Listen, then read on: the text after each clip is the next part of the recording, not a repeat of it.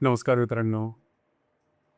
आजच्या व्हिडिओमध्ये आपण चर्चा करणार आहोत मेष राशीचं एप्रिल 2026 पर्यंतचा संपूर्ण राशीफळ. एप्रिल जो महिना आहे हा मेष राशीच्या जातकांना म्हणावा तेवढा साधा, सोपा, सरळ नाहीये. कारण या महिन्यामध्ये तुमच्या आयुष्यात 3 गोष्टी विशेषतः घडू शकतात. पहिली म्हणजे अनपेक्षित खर्च, दुसरी म्हणजे नात्यामध्ये थोडा तणाव आणि तिसरी महत्त्वाची गोष्ट म्हणजे एक असा निर्णय घेतला जाऊ शकतो की जो तुमच्या जीवनावर दीर्घकाळापर्यंत परिणाम करू शकतो. खास करून या महिन्याच्या 3 ज्या तारखा आहेत त्या महत्त्वाच्या आहेत. पहिली आहे 2, दुसरी आहे 17 आणि तिसरी 20. या 3 तारखा मेष राशींच्या व्यक्तीसाठी विशेष लक्ष देण्यासारख्या ठरू शकतात. आता याचा थोडासा नेमका सखोल विचार करू. कधी-कधी आयुष्य आपल्याला अशा वळणावर आणून उभं करतं, की जिथे वर-वर पाहता सर्व काही सुरळीत चालू असतं. पण मनामध्ये एक विचित्र अस्वस्थता जाणवत राहते. पैसे येत असतात पण टिकत नाही. नाती असतात, पण त्यामध्ये थोडीशी कडवटता निर्माण झालेली असते. आणि मनामध्ये इतके विचार जमा होतात, की योग्य काय आणि अयोग्य काय याच्यामधला फरक निवडणं किंवा याच्यातला फरक करणं कठीण होऊन बसतं. मेष राशींच्या व्यक्तींना एप्रिल महिना हा काहीसा असाच प्रकारचे अनुभव घेऊन येणार आहे. कारण या काळामध्ये तुमच्या राशीच्या व्ययस्थानामध्ये ग्रहचक्र सक्रिय होत आहे आणि त्यामुळेच मनावरचा ताण, विचारांची गर्दी आणि काही प्रमाणात मानसिक अस्वस्थता जास्तच प्रमाणात जाणवू शकते. विशेषतः आर्थिक बाबतीत जपून पाऊल टाकणं गरजेचं आहे. या महिन्यात काही वेळा असाही अनुभव येऊ शकतो, की पैसे येत आहेत पण लगेच खर्च होत आहे. कधी अचानक अनावश्यक खर्च वाढतो आहे. कधी एखाद्या व्यक्तीवरती विश्वास ठेवून पैसे दिले जातील आणि नंतर लक्षात येईल की तो तुमचा निर्णय योग्य नव्हता.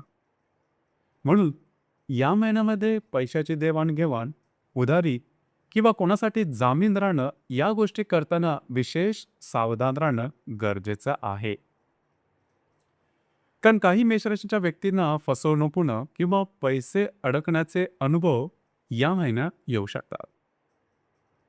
मेष राशी आधीपासूनच म्हणजे जवळजवळ 1 वर्षापासून 7.5च्या प्रभावामध्ये आहे. त्यामुळे मनावरचा ताण हा तुमच्या तुमच्या मनावरचा ताण हा तुम्ही साधारण गेल्या 1 वर्षापासून अनुभवतच आहात. आरोग्याच्या संदर्भात सुद्धा या महिन्यामध्ये अशाच प्रकारचे त्रास होऊ शकते. जर तुम्ही आधीपासूनच कोणत्या आरोग्याच्या त्रासाने त्रस्त असाल, तर ते आरोग्याचे त्रास परत डोकं वर काढू शकते. विशेषतः ताण, थकवा आणि मानसिक अस्वस्थता या गोष्टींचा परिणाम शरीरावरही दिसू शकतो. आणि एक विशेष गोष्ट लक्षात घ्या. ज्या मेष राशीच्या महिला गर्भवती आहेत, त्यांनी या महिन्यात स्वतःच्या आरोग्याकडे विशेष लक्ष देणं अत्यंत गरजेचं आहे.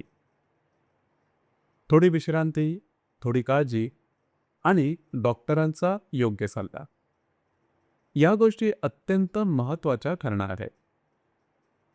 आता दुसरी गोष्ट म्हणजे नातेसंबंधाबद्दल. नातेसंबंधाबद्दल बोलायचं झालं तर हा महिना थोडासा संवेदनशील ठरू शकतो. जर तुम्ही एखाद्या रिलेशनशिपमध्ये असाल तर या महिन्यामध्ये काही वेळा मतभेद, छोटे-मोठे वादविवाद किंवा गैरसमज निर्माण होऊ शकतात. कधी-कधी अशा परिस्थिती येतात की ज्या गोष्टींवर आपण अगदी शांत राहिलेलो असतो, परंतु त्याच गोष्टी अचानक मोठ्या होऊ लागतात. म्हणून या महिन्यामध्ये एक गोष्ट लक्षात ठेवा, भावनांपेक्षा संयम जास्त महत्त्वाचा आहे. कारण एखादा चुकीचा शब्द किंवा क्षणिक राग अनावश्यक अंतर निर्माण करू शकतो. मेष राशीचे जे विद्यार्थी वर्ग आहे त्यांच्यासाठी सुद्धा हा महिना एक महत्त्वाचा संदेश घेऊन येतोय. या महिन्यामध्ये कदाचित तुम्हाला असं वाटू शकतं की तुमचा अंदाज चुकतो आहे किंवा अपेक्षित परिणाम लगेच मिळत नाहीये. पण याचा अर्थ असा नाही की प्रयत्न चुकीचे आहे.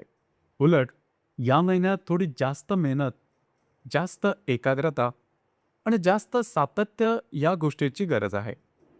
कारण मेहनत थोडी जास्त घ्यावी लागेल, पण त्याचे परिणाम नक्कीच पुढे दिसतील.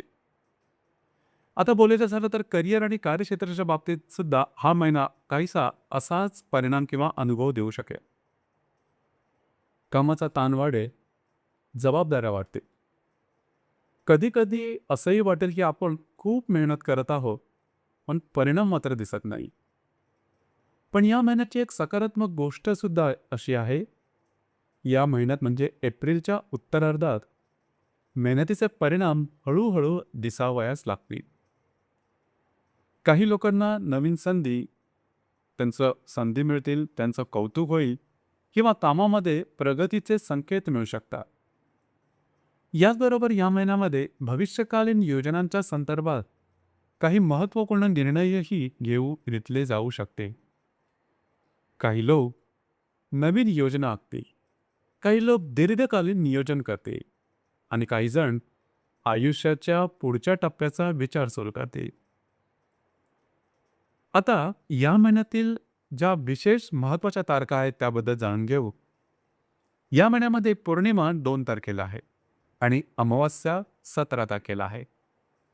या 2 दिवसामध्ये विशेषतः एक गोष्ट लक्षात ठेवा, महत्त्वाचे वादविवाद किंवा भावनिक निर्णय टाळणं गरजेचं राहील. कारण या महिन्यामध्ये मनाची अस्वस्थता थोडी जास्तच संवेदनशील होऊ शकेल. ज्या गोष्टी मानसिकतेवरती परिणाम करतात, ज्या गोष्टी अस्वस्थ करतात, त्यापासून थोडंसं दूर राहणं गरजेचं राहील. आता 20 जी तारीख आहे ही सुद्धा अतिशय महत्त्वपूर्ण आहे. या महिन्यातली सर्वात अशुभ तारीख असं याला तुम्ही म्हणू शकता. या दिवशी तुमच्या मनामध्ये भावनांची गर्दी जास्त जाणवू शकते. अशा वेळी घेतलेले निर्णय नंतर चुकीचे ठरतात, लक्षात ठेवा. म्हणून या दिवशी विशेषतः घाईघाईने निर्णय घेणं टाळणं अतिशय गरजेचं राहील. थोडंफार प्रभावी उपायांबद्दल सांगायचं झालं तर तुमच्या राशीचा म्हणजे मेष राशीचा स्वामी मंगळ आहे. म्हणून मंगळवारी हनुमान चालिसा वाचणं किंवा ओम हनुमंतय्य नमः हा मंत्र 21 वेळेला म्हणणं मनाला स्थैर्य देऊ शकतं. या व्यतिरिक्त मंगळवारी लाल फळ किंवा गुळ दान करणं हा देखील एक साधा सोपा उपाय ठरू शकेल. एक साधी पण सकारात्मक सर्वात महत्त्वाचा असा उपाय या महिन्यातला तो म्हणजे कोणत्याही निर्णयामध्ये घाई करू नका. थोडा वेळ घ्या, थोडा विचार करा आणि मग निर्णय घ्या. मेष राशीच्या व्यक्तींना एक महत्त्वाचा धडा हा या महिन्यामध्ये नक्कीच दिसेल. सावधपणे चालणं, संयम राखणं आणि प्रत्येक निर्णय विचारपूर्वक घेणं. जर तुम्ही या 3 गोष्टी लक्षात ठेवल्या तर हा महिना फक्त आव्हान देणारा नाही, तर तुम्हाला अधिक मजबूत आणि परिपक्व बनवणारा राहील.